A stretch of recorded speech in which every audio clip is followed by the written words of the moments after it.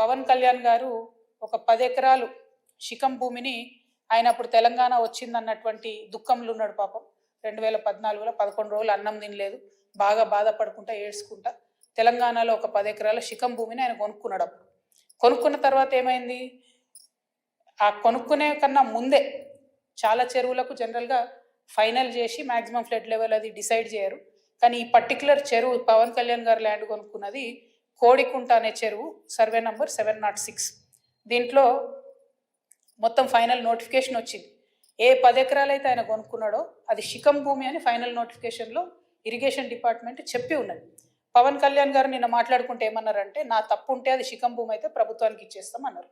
అయితే ఈయన రిజిస్ట్రేషన్ చేసుకునేటప్పుడు ఎన్ని తప్పులు దొరికాయంటే, అందులో ఓన్లీ 3 ఎకరాలే శిఖము, మిగతా 7 ఎకరాలు మాగాని అని రాసింది. కానీ అది తప్పు, ఖచ్చితంగా రికార్డ్స్లో ఉంది. నేను ప్రభుత్వాన్ని డిమాండ్ చేస్తూ ఉన్నాను, ఇరిగేషన్ రికార్డులో 10 ఏకర్స్ శిఖం భూమి అని ఉన్నది.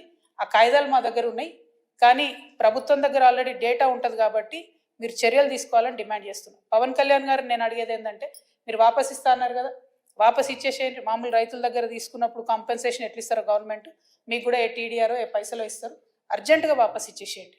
మీరు కంచె వేసిరు, ముందు ఆ కంచె తొలగించండి. శిఖం భూమిలో కూడా కంచె వేయడానికి ఉండదు.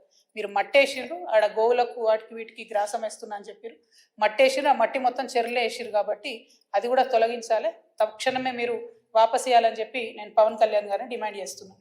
At the same time Pawan Kalyan గారు ఏమంటాడు, అనేకమైన మాటలు అన్నాడు. తెలంగాణ వాదులు ప్రాంతీయవాదం అంటే ఉగ్రవాదం అన్నాడు. అనుకుంటా నేను గద్దరన్నకు కారు కొనిచ్చిన అన్నాడు. అంటే మీరు మా కళాకారులను ఎందుకు అవమానపరుస్తారు? ఒక పక్కనేమో ప్రొఫెసర్ నాగేశ్వర్ మాట్లాడితే ఆయన మీదకి వస్తారు, మేధావుల మీదకి, ఇంకో పక్క కళాకారులు. అసలు మీరు కూడా కళాకారుడే కదా, మీరు సినిమా యాక్టరే కదా. మీరు సినిమా యాక్టర్గా మీకు ఎట్లా వస్తుంది జీవనాధారం? ఏ సినిమాకైనా హయ్యెస్ట్ ఇన్కమ్ నైజాం నుంచే వస్తుంది. అంటే మా తెలంగాణ బిడ్డలు చూసే టికెట్లతోనే మీ సినిమాలు నడుస్తాయి. హయ్యెస్ట్ ఇన్కమ్ నైజామే, హయ్యెస్ట్ కలెక్షన్స్. అంటే మీరు కొనుక్కున్న ప్రతి కారులో మా తెలంగాణ బిడ్డలు కొన్న టికెట్ పైసలు ఉన్నాయి. మీరు కొనుక్కున్న ప్రతి భూమిలో మా తెలంగాణ బిడ్డలు కొన్న టికెట్ పైసలు ఉన్నాయి. మీరు మా గద్దరన్నను పట్టుకొని నేను కారు కొనిచ్చినానని ఆయన చనిపోయాడు. మీరు కొనిచ్చిరో కొనియలేదో ఎవరు తెలియదు. కానీ జనరల్గా ఏమంటారు అంటే, మనం ఒక మంచి పొజిషన్లో ఉన్నప్పుడు కుడి చేత్తోని దానం చేస్తే ఎడమ చేతికి తెలియదు అంటారు. అప్పుడెప్పుడో కారు కొనిచ్చి గప్పాలు కొట్టుకునేది మీరు కొంటే కొన్నారు కావచ్చు, పెద్ద ముచ్చటేముంది. ఆయన ఎన్ని ఫోక్ ట్యూన్స్ దొంగతనాలు చేసి మీరు సినిమా పాటలు పెట్టుకుంటలేరు? ఇచ్చిర్రా ఎప్పుడన్నా రాయల్టీ మీరు ఫోక్ ఆర్టిస్టులకి? ఎప్పుడన్నా ఫోక్ ఆర్టిస్టులను ఆదుకున్నారా? చిన్న నిర్మాతలను ఆదుకున్నారా? పక్క రాష్ట్రాల్లో ఎట్లా చేస్తారు, తమిళనాడులో అక్కడిక్కడ వాళ్ళందరూ. నేను ఎందుకు ఈ మాట చెప్తా ఉన్నా అంటే, మీరు ఒకటంటే మేము 100 అనాల్సి వస్తుంది. ఒక పక్కనేమో ఇట్లా సమైక్యవాదుల దాడి మన మీద పెరుగుతుంటే, ఇక మన కర్మానికి మనకు ముఖ్యమంత్రి ఉన్నాడు, ఆయనకు తెలంగాణ అంటే తెలియదు, తెలంగాణ నీళ్ళంటే తెలియదు.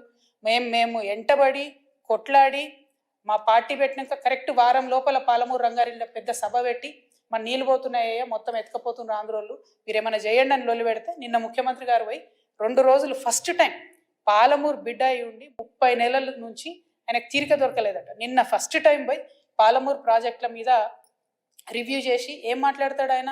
తీసుకుపోనండి, 900 మనకు 968 టీఎంసీలు మనకు వస్తే చాలు, 200 టీఎంసీలు ఆంధ్రోలు తీసుకుపోనండి, సంప్రదింపులు జరుపుతున్నాం మేమని చెప్తున్నాడు ఆయన. రేవంత్ రెడ్డి గారు, మీకు నీటి మీద అవగాహన లేకపోతే అవగాహన ఉన్న వాళ్ళతో మాట్లాడండి. వాళ్ళ ఆంధ్రోలు 200 టీఎంసీలు తీసుకుపోయిన తర్వాత రేపు పొద్దున హైదరాబాద్ నగరానికి పెరుగుతున్నటువంటి భవిష్యత్ అవసరాలకి కృష్ణా నీళ్ళు సరిపోవు, గోదావరి మనకు దిక్కు. నేను రేవంత్ రెడ్డి గారిని డిమాండ్ చేస్తా ఉన్నా, మీరు కనుక బనకచెర్ల ప్రాజెక్ట్ కానీ ఇంకో ప్రాజెక్ట్ కానీ వాళ్ళు 200 టీఎంసీలు తీసుకుపోండి అంటే, గోదావరిలో మనకు అడగండి అదనంగా 200 టీఎంసీలు. ఇప్పుడు 968 మనకు హక్కుభుక్తంగా ఉంది, 968 + 200 అడగండి. మీరు అడిగేంత వరకు మీరు బనకచెర్ల మీటింగ్ అటెండ్ అయినా కూడా మీరు తెలంగాణకు ద్రోహం చేసిన వాళ్ళే అవుతారు. మన భవిష్యత్తు నీటి అవసరాలన్నింటినీ కూడా పాతరేసిన వాళ్ళే అవుతారు. మీరు నేను మాట్లాడుకుంటా ముఖ్యమంత్రి గారు అంటారు, అబ్కి బార్ కాంగ్రెస్ సర్కార్ అంట. కూర్చునే యువత ఆఖరి బారే కాంగ్రెస్ సర్కార్, ఆఖరి బార్ కాంగ్రెస్ సర్కార్.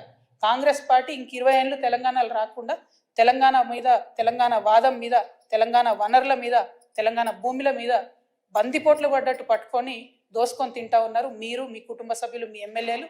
నిజంగా ఘోరం ఏంటంటే, ఈ దోపిడీకి అప్పుడు బీఆర్ఎస్ పార్టీలో దారులు ధరిస్తే, కిటికీలు ధరిస్తే, ఇప్పుడు వీళ్ళు తలుపులు తెరిచి ఏకంగా దోసుకొని పోతున్నారు. అప్పుడు కేటీఆర్ పాలనే నడిచింది, ఇప్పుడు కేటీఆర్ పాలన నడుస్తుంది. అప్పుడు కేటీఆర్ అంటే ఏంటంటే కేసీఆర్ గారు, తన్నీర్ హరీష్ రావు గారు, రామారావు గారు. ఇప్పుడు కేటీఆర్ అంటే ఏంటంటే కొండలరెడ్డి, తిరుపతి రెడ్డి, రేవంత్ రెడ్డి. ఇప్పుడు సేమ్ పరిపాలన నడుస్తుంది తప్పితే వేరే ఏం మారలేదు. దోపిడీ మారలేదు, పెరిగింది, రాచబాట పట్టింది దోపిడీ. ఈ 1,00,000 కోట్ల కాంగ్రెస్ దోపిడీని ఖచ్చితంగా ఆపుతాం. ఆ 1,00,000 కోట్ల తెలంగాణ భూమిని కాపాడుకొని తీరుతాం. ఎట్లయితే వెలుగుమట్లలో పేద ప్రజల భూములు కాపాడినామో అట్లనే తెలంగాణ వ్యాప్తంగా ఉన్నటువంటి అన్ని జిల్లాల్లో మీ దోపిడీని గమనిస్తున్నాం, ఎవరు గమనిస్తలేరు అనుకోవద్దు. ఖచ్చితంగా మా వనరులను మేము కాపాడుకుంటాం. సీరియల్ లెక్క ఈ 1,00,000 కోట్లు ఎక్కడెక్కడ దోపిడీ చేస్తారో చెప్తా. నేను ఇవాళ ఈ లేఖను మళ్ళీ ఒకసారి చూపించాలి దయచేసి. Thank you. జై తెలంగాణ.